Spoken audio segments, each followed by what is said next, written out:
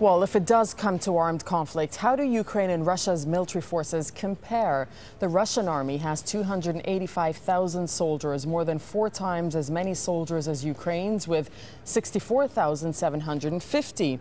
And Russia also has twice as many tanks, 2,550 compared to 1,110 for Ukraine. Russia's Air Force has 1,389 combat-capable aircraft to Ukraine's 221. That's 5 times as many.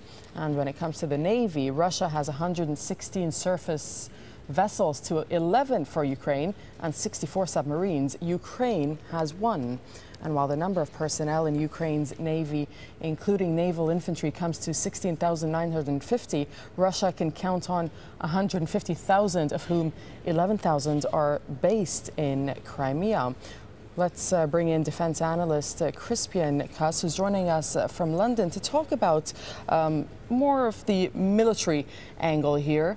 And we are reporting that Ukraine has said, the ambassador to the United Nations, Crispian, has said that Ukraine will ask for help if Russia expands its military activity. So does it sound like they just don't have the capability to defend themselves militarily?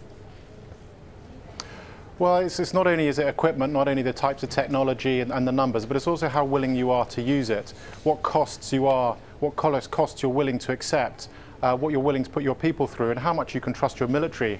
The government in Ukraine is a very young government, you know, it's been in there literally a matter of days, and their relationship with their own military is probably, you know, uncertain at the moment, and what parts of the army it can trust, which parts, well, you know, will definitely stand with the new nationalist government. You talk about trust, so how does this apply to Crimea in particular?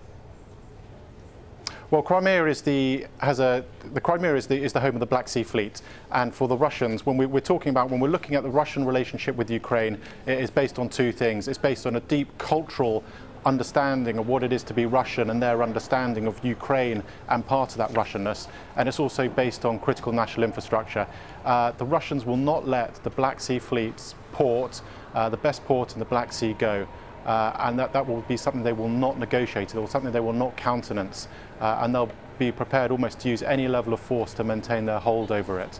And the Ukrainian government knows that, so it's really got to ask itself, you know, what measures, what steps are we prepared to sort of defend our own territory and try and, you know, push out the sort of Russian aggressors. But they know for a fact that the West are not going to help them militarily. You know, we've heard some quite strong words from John Kerry in your report just before now, and, you know, talks of, you know, visas and economic sanctions. But really, do we really think that the Russians care about that? You know, when you contrast it to the sort of sense of national pride.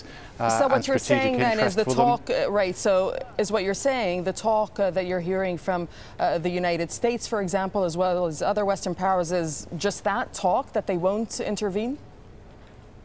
Well, again, what do we mean by intervention? Yes, they won't turn up at some G8 talk in Sochi. No, I'm talking about military intervention. We're talking about direct military intervention.